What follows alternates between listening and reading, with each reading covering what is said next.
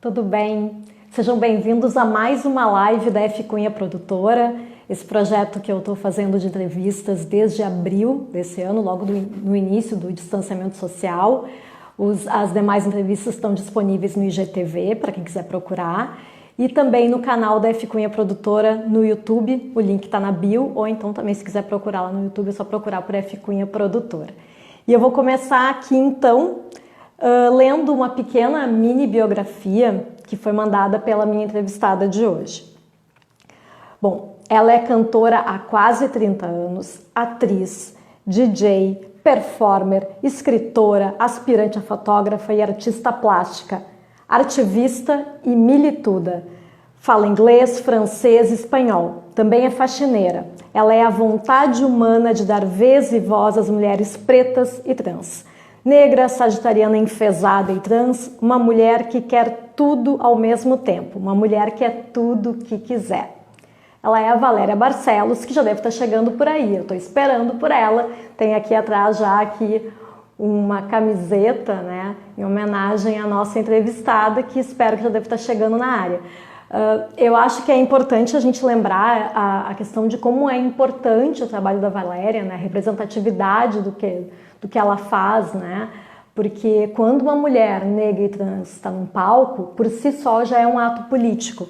Então a gente vai falar aqui também sobre política, né? A gente vai falar sobre feminismo negro, vai falar sobre várias questões um pouco mais sérias talvez, mas que são muito importantes de serem abordadas, né? Claro, a gente também vai falar sobre música, vai dar um pouco de risada aqui, mas eu acho que é importante também a gente falar sobre assuntos mais sérios mesmo numa sexta-feira de noite de quarentena, né? E é importante também a gente lembrar de que a arte, ela por si só é política, né? Eu acho que todo ato é político, na verdade, né? O consumo também é política e tal. E aproveito aqui, já que a minha entrevistada está demorando um pouquinho para entrar, para já dar o spoiler da entrevista da semana que vem, da sexta-feira que vem, que vai ser num horário diferente, vai ser às 15h, com o presidente da Câmara Rio-Grandense do Livro, Isatir Botim Filho. A gente vai falar sobre a Feira do Livro de Porto Alegre e também sobre o projeto, esse projeto absurdo, né, essa proposta de taxação dos livros num país em que as pessoas leem tão pouco, né? Então esse vai ser o assunto da sexta-feira que vem, né? E hoje a gente vai falar aqui com a Valéria Barcelos, assim que ela aparecer por aqui, né? E então eu quero aproveitar já para quem tiver alguma pergunta já, vocês que estão aqui online comigo já, se tiverem alguma pergunta para fazer, já podem colocar aí, né? A Valéria deve estar chegando daqui a pouquinho. E queria aproveitar também para falar sobre uma questão que eu acho que é muito importante, né? De por que periodicamente eu venho aqui e acabo me posicionando sobre os mesmos assuntos, né? Assim, eu acho que essa questão da taxação de livros é uma questão que já falei outras vezes aqui no meu perfil, por exemplo, e vou falar na semana que vem, né? Assim como essa questão da importância do feminismo, por exemplo, que é um dos assuntos que eu vou falar com a Valéria. Chegou, Valéria? Então tá.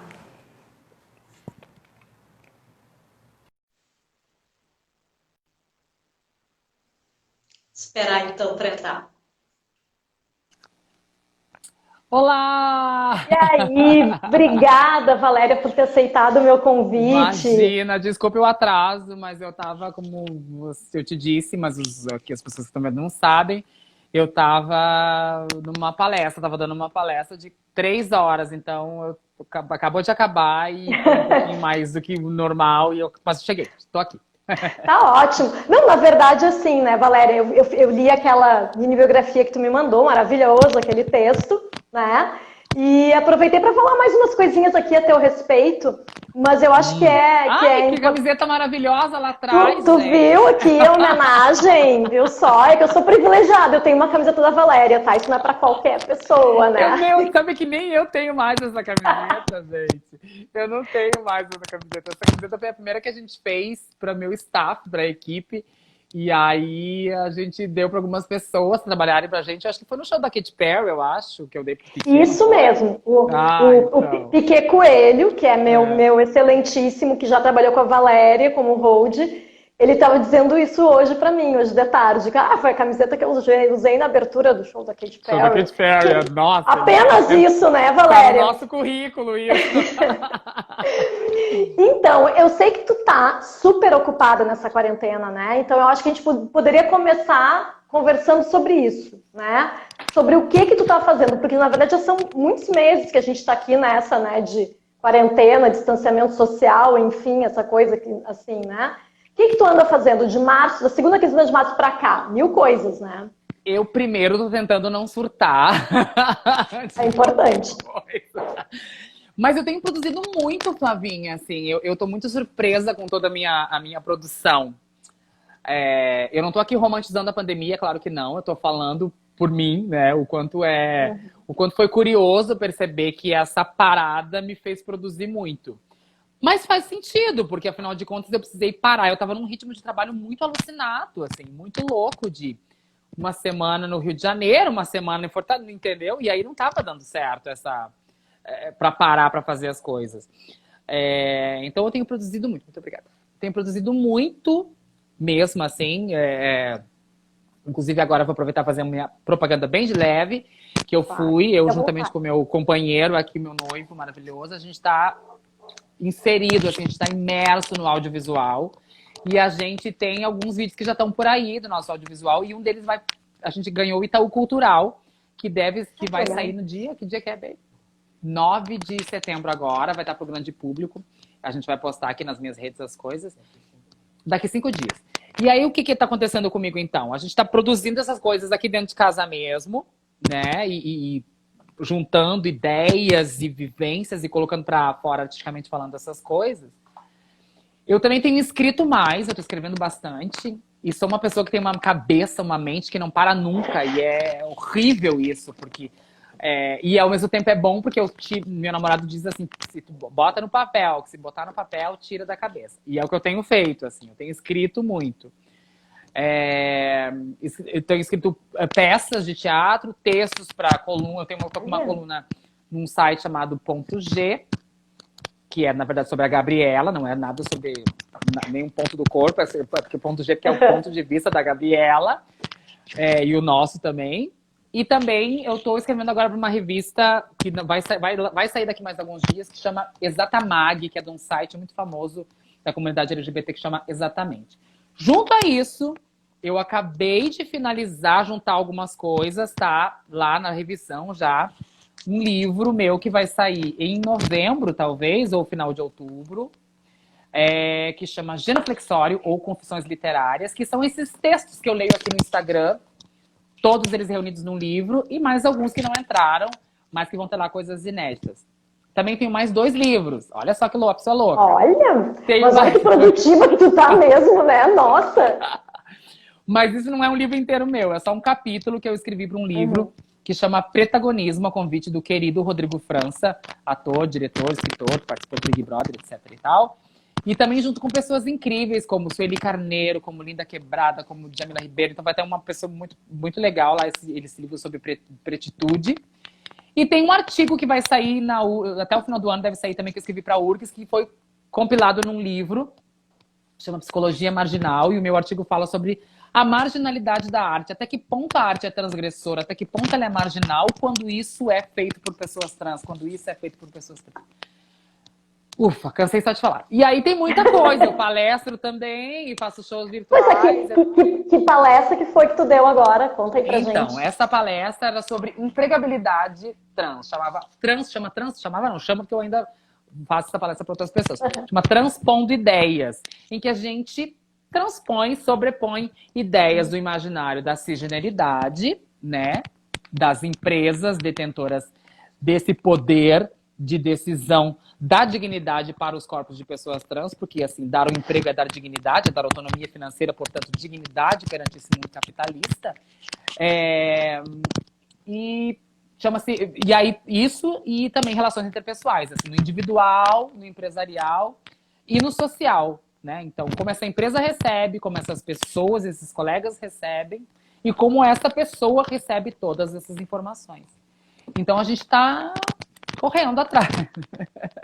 Sim, mas é muito importante, né? Eu acho que tem uma coisa, semana passada eu entrevistei a Júlia Bart aqui, ela também está super ativa nessa quarentena, fazendo 1000 projetos, eu estava dizendo para ela, a gente que não está na linha de frente do combate ao coronavírus, que não pode, não é a nossa praia, né? Ficar pesquisando a vacina, a gente tem que fazer alguma coisa para não enlouquecer, exatamente isso, né? E porque assim, a gente precisa, desde né? sempre nós, artistas, né, Flavinha, a gente... Eu vejo uma coisa muito curiosa nessa fala que eu vou fazer agora, que é com relação aos artistas e pessoas trans. A gente está sempre ali no limite, no limiar das coisas.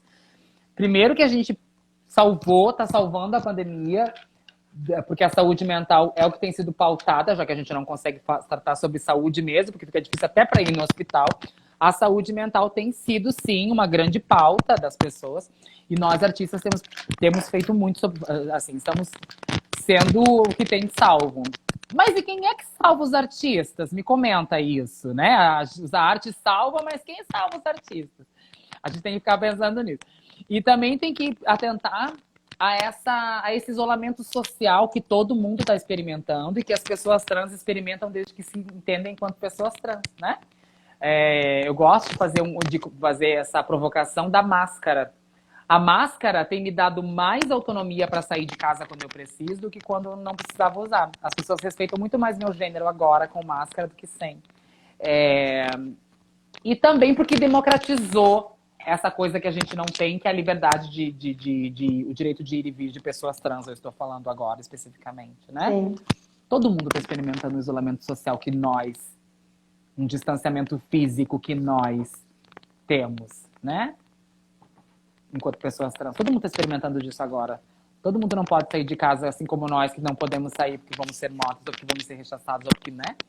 Guardadas as devidas proporções do vírus, não estou aqui, claro que não, né? Então a gente está pensando, a gente está falando sobre também sobre isso. Sobre esse isolamento compulsório, mas também democrático, em certa instância. Pois é verdade. Queria começar, vamos começar a falar agora, sim, de ti como artista. Já começamos falando dos teus projetos atuais, né? Nem falamos de todos, na verdade, né? Eu sei que tem bem mais coisa que tu fez aí, que eu já andei vendo nas redes mais coisa, mas de repente, se der tempo, a gente fala depois. Mas eu queria te perguntar um pouco mais assim, quando é que tu te enxergou como artista? Já foi uma coisa assim que, tipo, a primeira coisa que tu pensou? Ou com o tempo veio essa vontade, né? Porque eu te acho muito artista, assim, sabe? Tu deve ser Existe níveis de artista, também. não sabia que tinha. Eu acho. Tem aquelas pessoas assim que a pessoa já chegando, assim, sabe? Eu acho que tu enche o palco, sabe? Tem aquela coisa que a gente fala de presença de palco, né? Que a gente comenta assim, fulano tem presença de palco. Tu tem, assim, né? Tu chega, né? Isso é muito legal eu digo assim, né? Como produtora, né? A gente tem esse olhar, assim, de enxergar, porque às vezes o cantor ou a cantora é boa, canta bem, mas não consegue, né, tipo, ter aquela coisa de cativar o público, né? Eu acho que isso é importante para um artista, né? Eu não queria ser artista quando criança, eu queria ser professora. Eu sou de um tempo em que a palavra da professora era lei, e sem falar que ela tinha um cheiro de mimeógrafo que era maravilhoso, que aquilo me era meio que até entorpecente para mim. E tinha também um imaginário da professora. Minha professora tinha todo um biotipo daquilo que naquela época eu achava como o mais bonito, que era uma pessoa loira de olhos claros e parecia uma princesinha, essas que a gente era acostumada a ver, que agora, que graças a Deus, está mudando, né?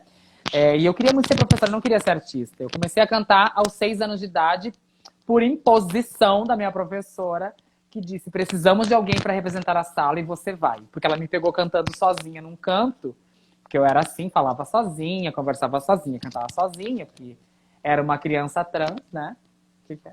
E até hoje, na verdade, que até hoje eu sou daquela que fala sozinha. E aí tava naquele cantinho, ela falou: nossa, ela chegou e disse: olha, tu vai, já sei quem é que vai. Não, eu não quero. Vai sim. Não tinha como dizer não para a professora. Então, eu acho que mas eu comecei a me entender enquanto artista, depois na vida escolar, com 8, 10 anos, sabe? Porque Até então a gente tem uma noção. E assim, eu venho de Santo Ângelo, do interior também. A ideia que a gente tem de artista é muito etérea. É Rede Globo, é Lima Duarte, não é Regina não, que a Regina não é um bom exemplo. Mas A Regina não. A sei Regina lá, a gente esquece. a Regina, Ruth de Souza, sei lá, né? Né? A gente tinha uma outra noção. Fernanda Mocelin entrou aqui, maravilhosa. Eu tinha uma outra noção muito longe de tudo isso, assim. E isso me permitia sonhar, mas não permitia pensar em realizar o sonho. Então era mais difícil, assim, isso tudo. Talvez eu fui me entender enquanto artista aos 12, 13 anos, quando vi que era aquilo que eu queria, que outras coisas me frustrariam. Eu sempre pensava... Eu comecei a me entender como artista, talvez quando eu comecei a perceber que mesmo pensando em trabalhar com outra coisa, eu pensaria, e com isso eu vou poder cantar. Sabe? Quando tu pensa, eu vou ser médica, vou ser não sei o quê, mas e com isso eu vou poder cantar. Porque eu já sabia que não ia ser fácil, que eu já sabia que não ia... Enfim, eu acho que talvez aos 12, 13 anos eu me entendi enquanto artista. Mas eu canto desde os 6, né? Hã? Mas é cedo, né? 12 anos já saber o que quer fazer da vida, né? É cedo, é cedo. Mas as pessoas trans desenvolvem uma maturidade muito precoce, Flávia. A gente desenvolve uma maturidade muito precoce. Quando você começa a se entender enquanto pessoa e tu percebe que aquela pessoa que estão impondo pra você que você seja, não é aquela pessoa que você quer, que você é, que você sente, que tu sente. Quando tu começa a te entender dessa maneira, automaticamente tu desenvolve uma dupla personalidade, que tu é fora de casa e que tu é em casa. E isso faz com que tu desenvolvas uma maturidade precocíssima, né? Tu começas a pensar, meu Deus, como é que eu vou fazer para que minha mãe não descubra? Como é que eu vou fazer para que isso não chegue nos ouvidos do meu pai? E aí tu começa a pensar, como é que vai ser a minha vida com 18 anos, assim.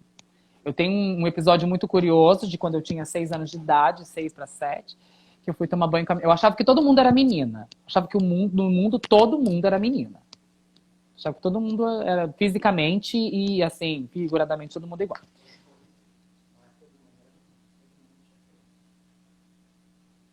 Não, é verdade, é verdade. Eu achava que todo mundo tinha pênis, na verdade. Como eu. E que umas pessoas caíam e outras não.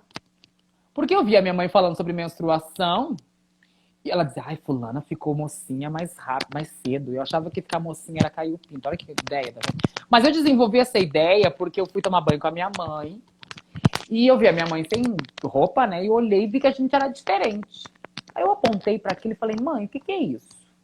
A minha mãe achou que eu tava falando dos pelos pubianos dela e disse, quando tu crescer, tu vai ter também. Só que junto a isso, tinha uma tia que tinha uma verruga no nariz, que cauterizava e voltava e não sei o quê. Um dia ela cauterizou e estava muito ensanguentada quando ela chegou lá em casa. Eu pensei, vai cair quando eu crescer. É isso que vai acontecer. É isso que a minha mãe fala, o sangramento. Virar mocinha é isso, cair. Então eu achava... A mente de uma criança trans, artista e sagitariana como eu é muito doida. E eu achava isso, durante muito tempo eu achava que a vida era assim. E aí, quando alguém me disse que não ia ser e que não ia cair, isso me fez começar a observar mais as pessoas e ficar com um olhar mais atento e de mais adulto para as pessoas. Um olhar mais adulto, mesmo sendo uma criança, para perceber que sim, que eu era diferente, que sim, as coisas seriam diferentes. Ai, meu Deus. Pois é, porque também assim, né? Meu namorado me mandou um bilhetinho, você é linda, olha que lindo. Ai, que amor. Ai, gente. Porque assim, né, Valéria, eu fico pensando, né, eu não conheço Santo Ângelo, mas eu sei que é uma cidade bastante conservadora, ainda é, né? Então eu imagino que daí tem mais um grau de dificuldade, né? Não que aqui em Porto Alegre pode ser muito diferente. Porque é colonizada por alemães. Mas, Flávia, eu gosto muito dessa palavra conservadora, porque eu gosto de comparar com uma conserva de rabanete. Eu adoro o rabanete. Mas uma conserva, um tubérculo, um vegetal para ser conservado, ele precisa apodrecer. Então, quanto mais conservador é, mais podre é. E uma conserva de rabanete conservada e bem conservada, quando tu abre, empesteia o ambiente inteiro. É exatamente assim que eu vejo o conservadorismo que tanto bradam por aí. Uma coisa que empesteia o nosso ambiente por uma coisa que pessoas específicas gostam. Não é todo mundo que gosta de conserva de rabanete. Pessoas específicas gostam daquilo e acham que aquilo é uma regra. E acham que se abrir, ninguém vai perceber que tá aquele cheiro horroroso dentro de casa, que é maravilhoso. Mas eu gosto de comparar o conservadorismo a isso. E realmente foi muito difícil para mim me entender enquanto uma mulher trans e uma mulher preta. Eu tive que entender que eu era uma mulher preta. Porque eu lembro também de um episódio muito curioso em que eu estava na escola e feliz que tinha o material escolar, porque eu sabia o parto que era para minha mãe, que era doméstica, conseguir aquele material escolar, porque ela era, veja bem, uma mulher negra, que engravidou de um homem branco e que virou mãe solo. Naquela época eles falavam mãe solteira, como se ser mãe, né, tivesse estado civil, mas ela era mãe solo, e aí, enfim, ela era a P da cidade, né? Bom, então agora, então, se ela fosse viva, ela seria o quê? A P da cidade que ainda teve uma filha travesti. Então, meu Deus, que pobre da minha mãe. Por isso que foi embora tão cedo. Enfim, aí a gente via, né, eu via nessas comentários, em tudo isso, uma tentativa de diminuir toda essa situação. E eu lembro dessa situação da minha colega dizendo assim pra mim.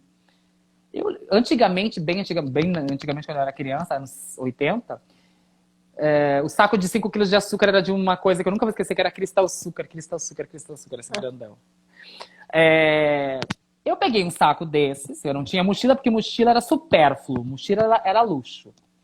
Peguei esse saco de açúcar, lavei por dentro, dobrei assim, como dobrar essa folha aqui, ó. Dobrei assim, cortei com uma tesoura, faz de conta que eu cortei com uma tesoura aqui, tá? E aqui ficou uma alça pra minha bolsinha, pra minha mochilinha, pra levar pro colégio. E fui pro colégio bem feliz, porque eu tinha caderno e lápis novo, porque minha mãe conseguiu comprar, ela nunca deixou faltar. Uns dias depois, uma colega disse pra mim, tu não tem mochila? Não, não tenho mochila, mas eu tenho material, que é mais importante. Ai, eu acho que tu não tem mochila porque tu é negra. Como assim não tem mochila? Claro, a minha mãe diz que negro não tem dinheiro nenhum, que negro não tem nada, e a tua mãe é doméstica também, ela não tem dinheiro. Tu não tem essas coisas porque tu é negra. E essas palavras ficaram na minha cabeça ecoando. A partir desse dia, eu não fui mais negra. Eu dizia que eu era morena, eu dizia que eu era cor de cuia, eu dizia que eu era mulata, eu dizia que eu era café, qualquer coisa menos negra. E isso era uma coisa da cidade, né? Eu apanhei muito na escola por ser uma criança afeminada, por ser uma criança trans, que não entendia ainda que era uma criança trans e não tinha esse nome. Mas eu apanhei de relho, eu apanhei de apanhar mesmo, apanhei de sangrar na escola. Sofri muito bullying na escola, muito. E também muita discriminação racial por uma cidade racista que se orgulha por suas origens germânicas e itálicas. Isso foi muito difícil para mim, né? Então, todo esse entendimento que eu tenho hoje, eu não gosto de romantizar sofrimento, porque sofrimento é uma coisa que não se romantiza, né?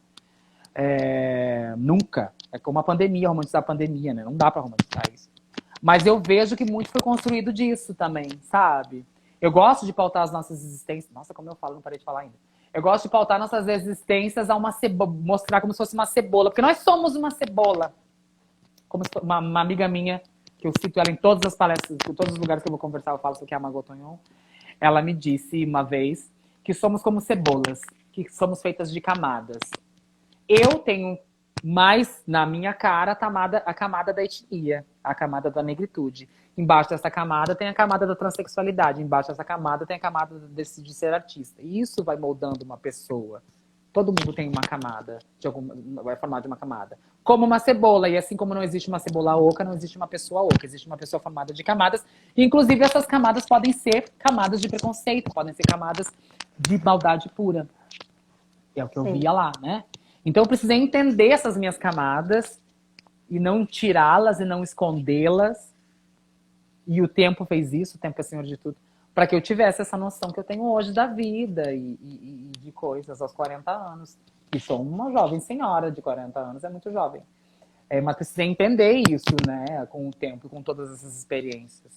Porque também é isso a vida, né? A vida também é esse juntar de experiências, né, Flavinha?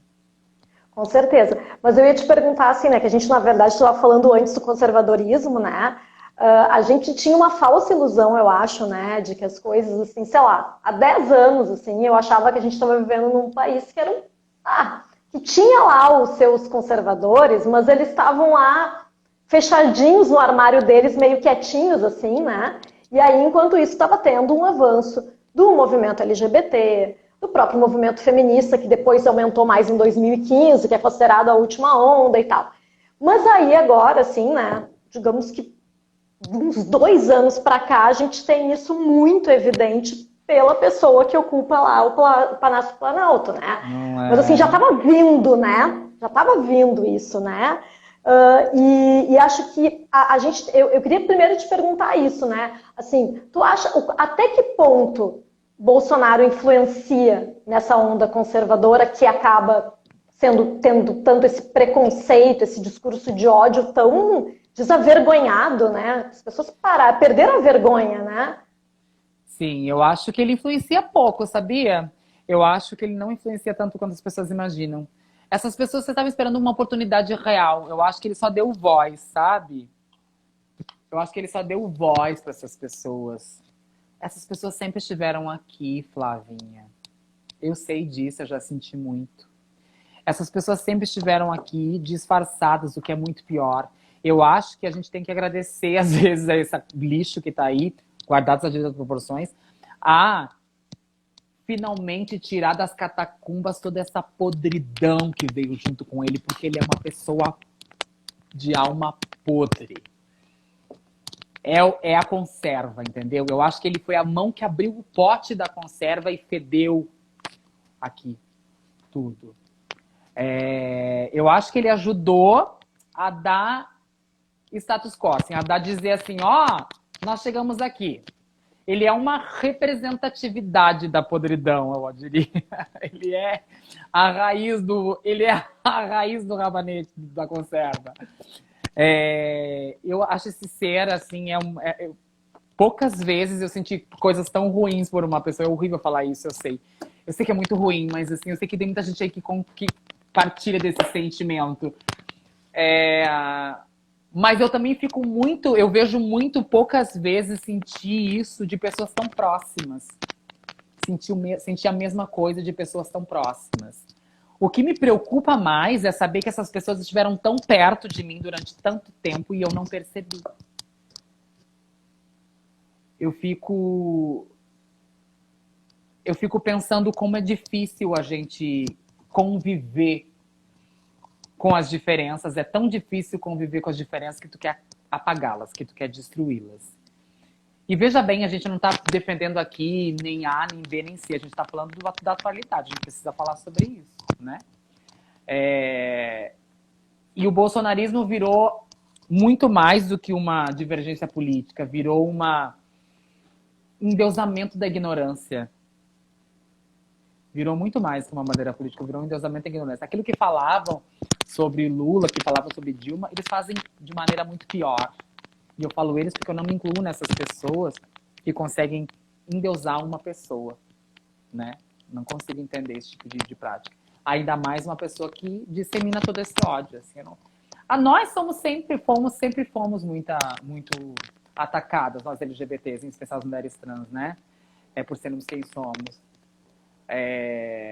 E sempre fomos mortas, né? Desde a Operação Tarântula, lá na ditadura em 64 e nos anos... A Operação Tarântula é de 70 e pouco, 76. Em que eles recolhiam pessoas das pessoas trans que passavam na rua e simplesmente recolhiam elas e, assim, às vezes as pessoas... Às vezes não. Muitas dessas pessoas nunca mais retornavam, nunca mais se via falar dessas pessoas. Então, a gente já passa por isso há um bom tempo. Mas o que me assusta mesmo é ver gente que pensa igual, gente que pensa pior aqui, do meu lado. O bolsonarismo, e tem muita gente decepcionada com o bolsonarismo, para que tu tenhas uma ideia, tem muita gente decepcionada com o bolsonarismo porque ele não foi ruim o suficiente. E é isso que é preocupante. Porque ele ainda é uma massa de manobra de outras pessoas. Pensar que o bolsonarismo, que tudo isso aconteceu porque eles imaginaram que ele fosse fazer tudo o que está fazendo e um pouco mais. Que ele não foi ruim, que ele ainda não... Muita gente está decepcionada com ele porque ele não foi ruim o suficiente, porque ele não foi tão conservador, que ele não foi tão conservador o suficiente, que ele ainda fica num nível de conservadorismo que ainda não é o suficiente. E isso é assustador, porque é nosso vizinho, porque é nosso amigo, porque é nosso primo, porque é nossa mãe, porque é nosso pai, sabe? Isso é que me preocupa muito, Flavinha, muito mesmo. Mas respondendo a tua pergunta, eu acho que ele influencia pouco diretamente. Ele deu voz, ele foi a que abriu a tampa da conserva, mas assim, a podridão já estava ali dentro há muito tempo. E como é que a gente combate isso? Porque eu ouço alguns comentários assim, que a gente, por exemplo, não deve falar sobre ele nas redes sociais, porque está dando mais ibope, digamos assim, para ele, né? Mas é que às vezes tem umas coisas tão absurdas que às vezes eu não consigo ficar quieta, né? Eu vou ter que ir lá fazer a minha postagem para me posicionar e dizer, meu Deus do céu, que absurdo e tal. Só que eu fico pensando, qual é o jeito da gente combater, né? E não só o Bolsonaro, mas todos esses aí que estão... todos esses conservadores aí que a gente não gosta, que a gente não concorda, essas pessoas preconceituosas de uma maneira geral, né? As pessoas confundem muito a palavra conservadorismo com aquilo que elas gostavam de dizer muito, que é, assim, conceitos de família, né? E, assim, quando a gente fala em conservadorismo e família, os LGBT são sempre excluídos como se a gente nascesse de uma chocadeira, como se alguém nos chocou e a gente não tivesse família. Nós temos família também. Eu tenho pai, tenho mãe, tenho primos, tenho família também. Nós também temos isso, né? E esse conservadorismo nos coloca num lugar de como se não estivéssemos, como se não fôssemos, como se nunca fomos, né? Como se não nascêssemos, enfim. Eu fico com muita vontade de fazer a minha postagem também, sabe? Mas eu acabei não fazendo mais. E eu acabo, claro que de vez em quando eu dou uma derrapada e tenho que falar, ainda mais quando... Porque assim, eu estou num nível dessa loucura toda que eu quero que fique cada vez pior. Porque é isso que as pessoas querem. Eu quero poder dizer, sentar aqui na minha cadeira e dizer, eu avisei. Mas ainda assim é muito ruim, porque a gente está junto nessa seara, né? Mas enfim. Tenho procurado, até para manter minha saúde mental, evitar qualquer tipo de... Eu não falo o nome dele, eu falo sal no rabo. Eu coloco sal no rabo na hashtag para não dar ibope. Eu procuro fazer e destacar as coisas mais afirmativas, assim, pessoas que me influenciam de maneira melhor. Mas é que é tanto... Como fala? É tanto argumento de stand-up, esse governo virou um argumento de stand-up tão grande, tem tanto material aí, que a gente não se aguenta às vezes, sabe? Eu acho que a gente também precisa desopilar de vez em quando. Mas o que acontece? O que acontece quando a gente faz isso? A gente bagunça a mente da gente, porque vem um monte de gente, assim, falar um monte de coisa que a gente fica... E aí a gente vai para aquilo que eu tava falando antes, que tu percebe que a tua amiga de anos corrobora com esse pensamento. E tu nunca percebeu isso. Ela acha correto, sim, que não tenha cotas. Ela acha correto, sim, que não exista o isolamento e que as pessoas saiam aí sem máscara, passando para todo mundo, porque tem que ter esse... Ela acredita num medicamento que não foi testado. E aí, quando tem um medicamento que é testado, diz que não quer. Entendeu? Agora vai ter vacina, mas não é para tomar. Né? E tu entende? É isso que dói mais, a proximidade. É aquela frase velha e batida que diz que o conservadorismo não. Que a decepção só dói porque é de alguém muito perto, né? Isso é que me preocupa mais, assim.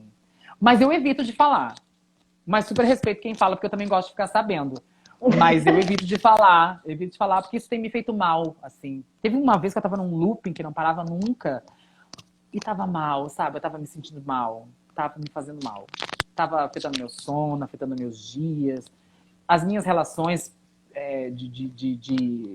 de redes sociais, e tu veja como é importante agora, embora não tô dando toda a importância que precise, porque não precisa, as redes sociais, assim, né? A gente tem se falado só pelas redes sociais, pela internet. Mas eu acredito também muito na justiça, embora ela demore. Eu acredito que vai chegar um tempo em que toda essa bandalheira aí vai vir à tona. Eu rezo muito por isso, eu prezo muito por isso. Eu vejo, o que mais me preocupa assim, desse governo é que ele coloca... ele está contra a educação, por exemplo, né? Que eu acho uma coisa inexplicável, na verdade. Até poderia ser contra, mas pelo menos disfarça, sabe? Não, mas está contra a educação, né? E contra a cultura, né? Os artistas, durante toda a campanha ali, né? Um monte de mentira, falando sobre Lei Rouanet, um monte de coisas absurdas. E isso que eu fico pensando, né? Que tem pessoas que aí agora... Recentemente eu ajudei a conseguir uns vídeos para uma campanha que era para as pessoas ficarem em casa e tal. E aí era uma campanha do governo do estado. Eu não ganhei nada para fazer isso, me pediram para ajudar, eu consegui uns vídeos e tal. E daí eu fui olhar nas redes sociais do governo do estado só para ver, né? Quais eram os comentários.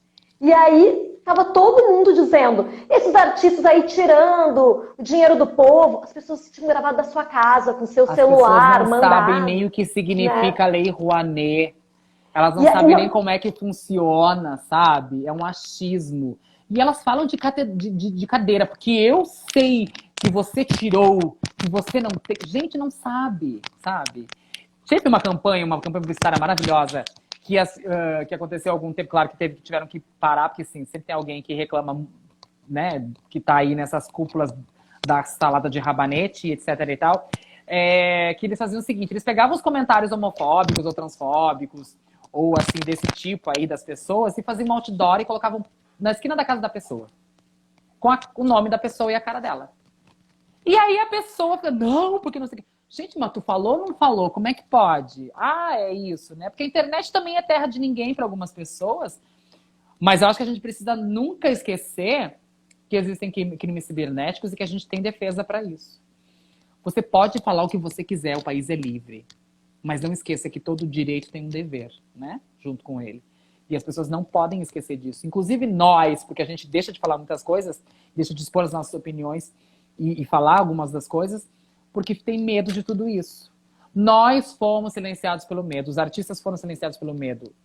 E é muito bom para esse governo silenciar os artistas, porque nós promovemos mensagens subliminares nas pessoas, né?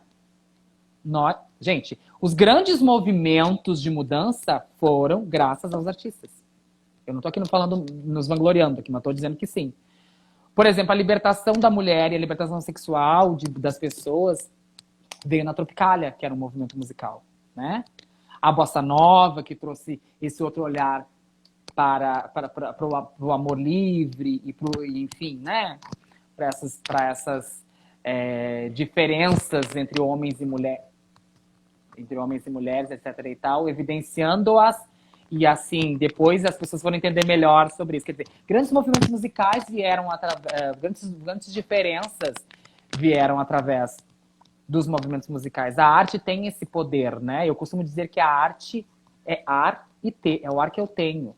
E dar o ar para as pessoas, dar algo para elas ter algo, é muito perigoso para esse governo que oculta coisas. Olha o que é os Guardiões do Crivella, por exemplo. Sabe? A que ponto que as pessoas chegam?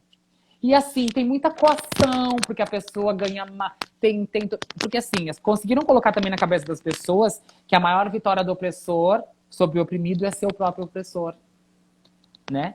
Sem se esquecer completamente que a maior vitória sobre o opressor é a própria liberdade, mas não. A liberdade é esquecida para que a pessoa possa oprimir também. Né? E isso é uma coisa que foi colocada na nossa cabeça desde muito antes. Todo esse trabalho, tudo isso que a gente está vendo agora, na verdade, Flavinha, na minha opinião, é só um momento em que a boiada estourou realmente. A gente falou boiada e nada, não tem palavra melhor, né? Que a boiada estourou realmente e que desembocou tudo isso em algum momento. Dessas coisas que vêm sendo conservadas como pote podre de rabanete. Eu gosto tanto de rabanete, mas é que eu fico pensando nesse cheiro. E que agora explodiu assim perante as pessoas. Eu vou só te interromper um pouquinho. Vou te interromper um pouquinho, só para não deixar passar aqui, que várias pessoas fizeram comentários aqui e eu não mencionei. Depois as pessoas ficam chateadas com a gente, que a gente não fala, né? Então tem aqui. A Camila Diesel, maravilhosa, apresentadora da Rádio Guaíba. Tá falando aqui que papo excelente, olha que ótimo, que honra. O Júlio Rita falando, eu amo vocês duas e o Piquet um pouco menos. Júlio e eu estamos num projeto lindo que chama Sankofa, que logo, logo tá por aí. Para empresas que tiverem interesse e estejam assistindo a gente, por favor, nos procurem. E aí, acho que agora a gente pode, Valéria, desculpe te interromper aqui, mas vamos só para aproveitar o tempo, que eu tenho várias coisas para te perguntar. Pergunte. Eu vou falando, tem que me cortar, senão eu vou falando. Então, eu queria te perguntar, porque assim, existem vários feminismos, né? A gente sabe, né? Não vamos entrar aqui nessas teorias, essas coisas assim, até porque eu sou muito mais da prática, né? Mas uma das grandes críticas que se tem do feminismo, que eu acho que tem a ver, que é a questão do feminismo ser muito branco e ser muito classe média. Então, por isso que eu acho que eu queria falar contigo, qual é a tua opinião sobre o né? feminismo. Vamos combinar. Também. Que é uma das coisas, que é esse feminismo radical, eu acho que é uma coisa que eu realmente não curto, né? Uhum. Mas é isso que eu te digo, eu não sou uma feminista teórica, sabe? Tipo assim, li algumas coisas, mas eu não sei que linha de feminismo e tal. Eu sou feminista na prática, eu sou a favor da igualdade, eu sou contra qualquer tipo de preconceito, né? Porque eu acho que não adianta a gente falar de igualdade e aí ser racista, sabe? Eu acho que não tem a ver isso, sabe? Não tem. Acho que daí fica uma coisa meio. Igualdade para quem, né? Tipo, Não é? igualdade dentro aqui, eu aqui dentro do meu privilégio branco, vou dizer, não, eu quero igualdade para mim. Não, né? Mas assim, queria te ouvir sobre a importância do feminismo negro, né? Que eu acho que é o feminismo que a gente tem que ouvir mais e saber mais.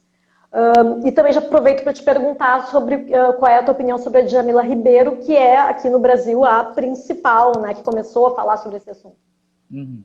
Bom, olha, quando a gente fala em feminismo negro, a gente tem que partir primeiro da premissa do que é o feminismo em se pensar nessas mulheres negras. Bom, o que eu estou tentando falar com isso? Que enquanto as brancas estavam queimando sutiãs, as negras estavam fora de casa há muito tempo, procurando essa autonomia que as brancas queriam de sair de casa, de trabalhar, as negras já tinham compulsoriamente. Por quê? O que elas faziam? Saíam de suas casas, deixavam seus filhos e iam até as casas das brancas para trabalhar, para que elas pudessem sair para os protestos. Estou sendo bem sucinta, mas é isso. Quando a gente fala no feminismo negro, a gente tem que pensar no feminismo de antes e num feminismo de sobrevivência. Um feminismo que era pautado pela sobrevivência e que é romantizado até hoje, né? A gente pensa muito nessa romantização da mulher negra que sai 4 horas da manhã para trabalhar, para o filho ir para a faculdade, mas, gente, isso não é bonito, isso é preocupante, isso é um problema social, né? É um problema de ordem social. Achei maravilhosa a tua colocação de como é importante e quanto é não falado, o quanto é incluído o feminismo. Parece que é uma inclusão do feminismo negro e, na verdade, ele é a base de todo o feminismo, se a gente for pensar, né? Essa mulher negra, ela usava das ferramentas do feminismo mesmo sem saber, mas já era essa pessoa que ia para casa da patroa, que deixava o seu marido, que ia para essa casa, que trabalhava sozinha, que trabalhava fora de casa enfim, né, educava seus filhos da maneira que podia, e, enfim, era dona do seu próprio nariz, do seu próprio dinheiro, daquele jeito, né, mas enfim. Então, quando a gente fala em feminismo negro, a gente tem que pensar realmente na raiz desse feminismo, e principalmente desse feminismo que inclui, porque estamos falando aí de uma outra camada da fenotípica da negritude, né? E que sim, sempre recebeu bem como uma mãe de um terreiro de santo, que recebia bem essas pessoas e abraçava, sejam elas quais forem, inclusive essas brancas que iam para os protestos queimar sutiã, quando o marido mandava para fora de casa, quem recebia muitas delas eram sim essas negras que não eram chamadas de feministas, que eram chamadas de simplesmente empregadas ou, entre aspas, parte da família. Então a gente precisa sim voltar algumas casas, jogar esse dado e voltar algumas casas atrás e pensar esse feminismo a partir do feminismo negro. Ele tem que ser pensado a partir e conhecer essa história. E aí a gente vai ir por várias coisas, pensar nessa coisa que inclui, essa palavra inclusão parece que está dando uma chance, mas assim, que abona mulheres trans, né? Tem que pensar nisso também. Estamos em 2020, e que abona essas mulheres negras e que lembra delas lá no Radical. Tu me perguntasse de Djamila Ribeiro, que falou sobre isso durante muito tempo. Djamila é meio controversa no nosso meio literário, pelo menos, né? Eu concordo com ela em alguns aspectos, mas em outros ela me deixa um pouco a desejar. Mas isso, por favor, não é uma vantagem da Djamila. E a gente vê aqui agora, Flávia, com a tua pergunta, algo que fazem muito corriqueiramente, que é perguntar, colocar uma pessoa como representante de todas, assim, porque ela é preta, porque ela é trans, né? Ai, Valéria, o que tu acha sobre a transexualidade da fulana? Não sei, porque eu sei de mim. Mas a Djamila tem uma contribuição muito bonita para o feminismo atual. Ela conseguiu chegar em lugares que a gente não chega. Sabe como a Pablo Vittar, que eu também tenho as minhas reservas, mas que conseguiu chegar em lugares que muitas de nós não chegou, Djamila também. E a gente tem que fazer o quê? Aplaudir. É preciso olhar com um olhar apurado o verdadeiro inimigo. A gente precisa olhar com um olhar apurado o verdadeiro inimigo, porque vai acontecer isso. Vamos colocar umas contra as outras. Para que isso termine. É assim que a gente contamina. É assim que as coisas acontecem. Colocar uma fruta podre no meio de uma, sabe? Que contamina todas as outras. E é isso, colocar uma dúvida ali, plantar a semente da dúvida. Então, apesar da Djamila ter opiniões tão controversas, e eu acho que é super normal, porque, aliás, super natural, né? Porque a norma não é... Normal vem de norma, e a norma é branca e cisgênera. É super natural ela cometer esses erros, afinal de contas ela é humana e tem as opiniões dela.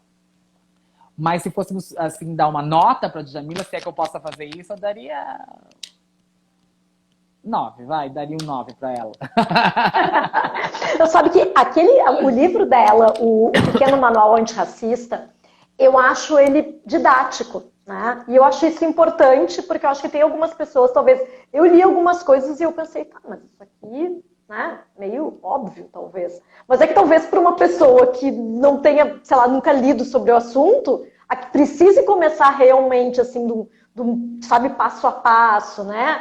E acho que é importante que depois da questão que deu dos protestos dos Estados Unidos, esse livro ficou entre os mais vendidos aqui no Brasil, né? Então, eu acho que, assim, pelo menos uma parte das pessoas, que a gente sabe que quem lê aqui no Brasil, o público leitor, infelizmente, é uma fatia pequena da população, mas e tem ainda cor também, assim... né? E também tem cor.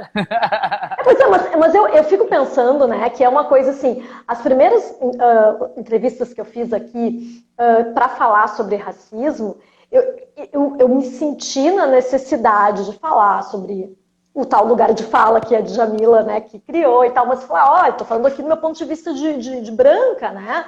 Mas por quê? Porque eu acho que é importante a gente pensar que se não for um assunto de todo mundo, não vai ter, sabe, terminar. Porque, na verdade, assim, quando eu falo para uma amiga, quando eu vejo uma amiga branca sendo racista, eu digo para ela, olha, isso não é legal.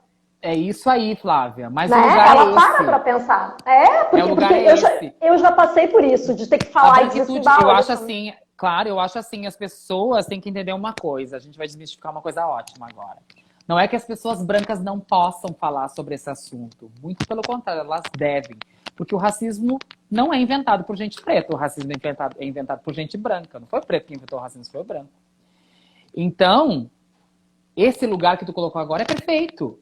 As pessoas brancas têm que falar sobre o seu próprio racismo e o lugar da branquitude nesse lugar. Eu vou falar sobre aquilo que eu sofro e a pessoa tem que ouvir, porque esse é o meu lugar de fala. Esse é aquilo que tudo isso está embutido nisso. Eu gosto de frisar um ponto muito importante, Flávia, que também é muito importante, as pessoas não falam muito, que a gente também olha para o lugar errado das coisas. A gente combate o racismo, mas não combate o racista. A gente passa a mão na cabeça do racista. E é esse o trabalho que tu tá fazendo com a tua amiga branca. Falar sobre racismo é ótimo, é maravilhoso, mas falar com a tua amiga branca sobre isso, é esse o trabalho. Exatamente isso. Identificar o racista, dar nome, CPF e RG. Entendeu?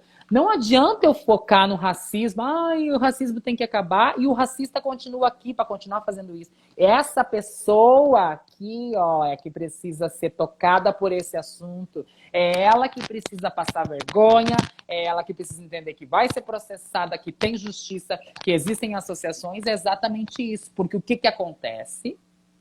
Sai uma notícia sobre racismo, o nome do racista não sai e a pessoa que sofreu a violência sai. Percebe como estamos protegendo o racista e em nome de defender o racismo? Tá errado.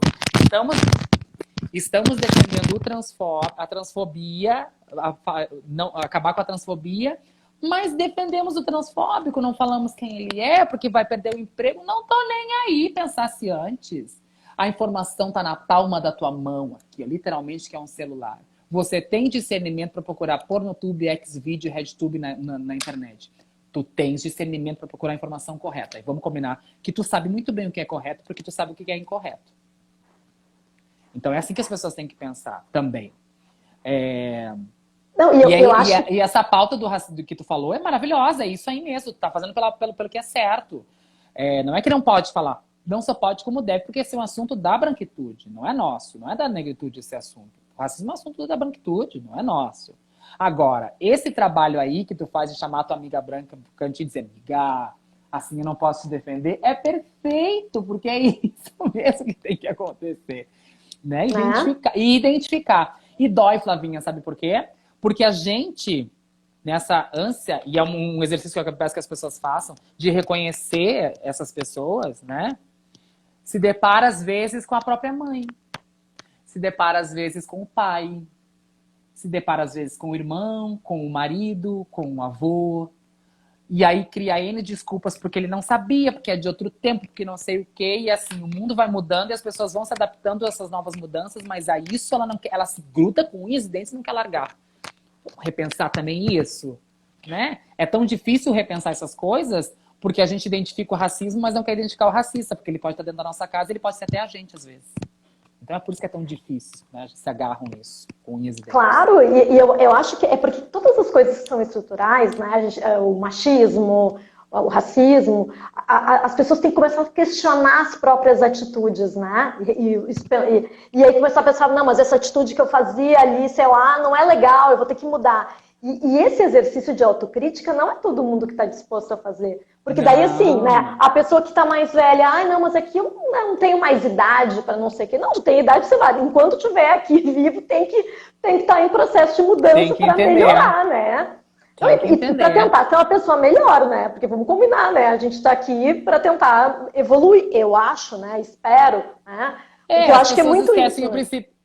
Esquecem o princípio básico, e eu gosto de fazer assim, ó. Já que nós vivemos em sociedade, vamos definir a sociedade como uma empresa. Todos somos sócios de uma empresa chamada Mundo.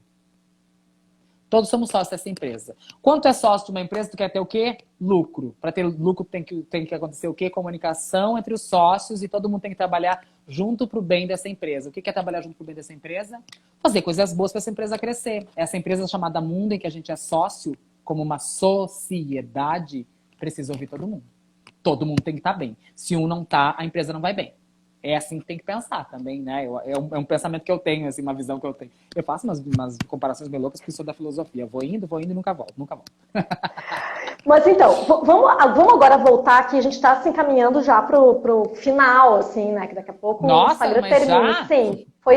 Mas então, eu queria te aproveitar para a gente falar um pouco, falamos de coisas tão profundas e difíceis mesmo, né? Mas temos que falar. Mas eu queria que tu falasse um pouco, então vamos voltar para Valéria, artista, e queria te perguntar assim, vamos falar sobre futuro, né? Vamos pensar assim, quando tudo isso acabar, não sabemos quando vai ser e tal. Tu já está fazendo projetos assim para o futuro? Eu sei que tu já está com livro e coisa e tal, mas além disso, assim, a Valéria é cantora, o que tu tá planejando? Eu preciso retomar o meu disco que tá parado, que era para ser esse ano. Mas eu acredito também numa nova forma de fazer arte, sabia? Eu queria muito que isso continuasse. Muitos dos melhores encontros que eu tive foram durante a pandemia, com os maiores artistas e minhas maiores referências. Eu conheci Thaís Araújo, que eu amo, através dessa telinha, e depois recebi uma ligação dela. Eu acredito muito na... Eu acho que as pessoas vão entender melhor a internet, que não é só postar meme e xingar as pessoas. Que a internet também tem esse papel. Mas eu quero muito retomar meu disco, preciso muito retomar meu disco, e assim, um disco muito político e muito ancestral, que vai ser de sambas, que eu vou lançar no próximo ano. Quero para ser esse ano, mas vai ser no próximo ano. E quero poder também contribuir socialmente falando, assim, conversando com as pessoas, interagindo com literatura e com outras pessoas. Eu quero poder abraçar as pessoas de novo, ver o Piquet, abraçar ele, sabe? Fazer show, reclamar do som e reclamar das coisas. Que seja isso. Os meus planos é continuar vivendo. Eu acabei de passar por um câncer também, já tô me recuperando, mas assim, os meus planos para os próximos meses é continue vivendo, que tá muito bom. Mas eu quero também, e espero também que os artistas revejam seus posicionamentos e que percebam suas importâncias, porque não percebe nunca, né? Artista é sempre, mas é assim, eu não vou pedir mais porque é assim, meu cachê. Não. Vamos dar importância, vamos dar de César, que é o de César, de Valentino, que é de Valentina. E é isso também. As pessoas, espero que os artistas, com essa pandemia, depois disso, revejam as suas próprias importâncias. É muito crucial isso. Sabe que eu tava me lembrando, até fui pesquisar no Google quando é que foram aqueles teus shows maravilhosos no Opinião, né? Parece que já faz tanto tempo, né? Mas na verdade foi no início do ano, né? Foi Parece no assim início do ano. esse ano tão louco, né? E foi muito lindo ver aquele Opinião lotado. Eu fui num dos shows, foi no segundo, e foi muito legal isso. Eu espero que em breve tu possa de novo ter um show lotadaço, Eu né? Porque também, tu merece muito. eu quero aqui agradecer a todos os artistas que participaram mais uma vez, dizer que eu não me imaginava assim que eu era tão querida pelos artistas aqui em Porto Alegre e que tinha tanta gente que me conhecia também e perceber as pessoas querendo estar lá e assim dizer que eu ajudei muitas pessoas que inclusive estão comigo até agora. Infelizmente perdemos uma pessoa pro câncer durante esse período, mas assim agregamos outras pessoas, estamos ajudando outras pessoas até hoje. E disso ficou uma coisa maravilhosa também, né? Uma corrente de solidariedade.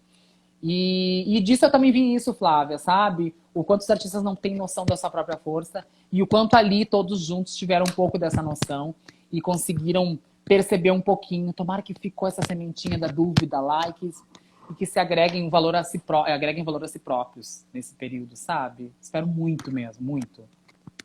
Ah, eu espero. Então, com essa mensagem positiva aqui, eu já vou me despedir de ti com calma. Eu vou te deixar para fazer uma palavra final aí pro pessoal. Mas, ó, te agradeço muitíssimo por essa conversa, Valéria. Assim, ó, foi muito enriquecedor para mim poder saber um pouquinho mais sobre a tua trajetória e todas essas opiniões maravilhosas. E vou avisar para quem está me acompanhando por aqui, então, que sexta-feira que vem, dia 11 de setembro, olha a data, né? 11 de setembro, às 3 da tarde, o papo aqui vai ser sobre literatura. Eu vou entrevistar o presidente da Câmara Rio-Grandense do Livro, sobre a Feira do Livro de Porto Alegre, e também a gente vai falar mal do Bolsonaro, tem que ser, né? A gente vai falar sobre Por favor. esse projeto absurdo de taxação Da de taxação de livros, que livros, pelo é amor de Deus.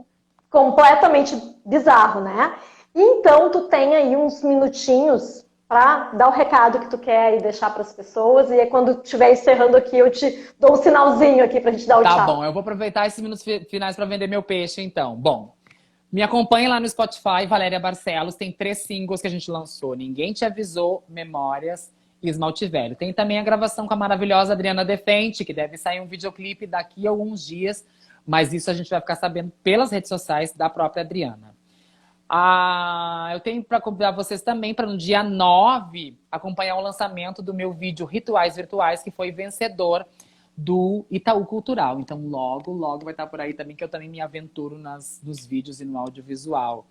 Acompanhe meu canal do YouTube Notas Pretas. Lá é um canal de opinião e a gente tenta ter uma periodicidade, com essa loucura a gente não consegue, mas a gente tenta. Acompanhem também os textos no Instagram do do hashtag Valéria Lê Pra Mim, aqui no meu perfil, com textos lidos por mim e que vão estar logo, logo nesse livro aí, que se possível vai estar na Feira do Livro. Então, acho que era isso que eu tinha para chamar, para convidar as pessoas. O Spotify falei, o YouTube falei. Acho que era isso, Flavinha. Dando os meus recados aqui já tá ótimo.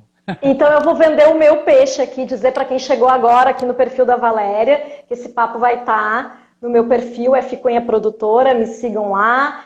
E também vai estar depois no meu canal no YouTube, F Cunha Produtora também. Depois eu vou mandar o link para a Valéria dessa conversa aqui, quando eu colocar no YouTube, para divulgar. Arrasta para cima. Isso mesmo. Então é isso, né, gente? Quero agradecer demais quem acompanhou aqui a conversa ao vivo. E agradecer de novo a Valéria Barcelos, maravilhosa, que eu espero em breve ver nos palcos, porque merece muito estar nos palcos. Faz muito feliz quem está na plateia. Ai, que bom. Um beijo imenso para ti, um beijo para o nosso Piquet, que é de Porto Alegre inteira, que está do mundo, esse homem é maravilhoso. Um beijo para todo mundo que te acompanha. E, por favor, fiquem em casa, lavem as mãos, quem puder ficar em casa, tá? Por favor, um beijo imenso e até a próxima! Então tá, gente. Boa noite para vocês. Obrigado, Valéria. Obrigada, tchau, tchau. Flavinha. Beijo, tchau, tchau.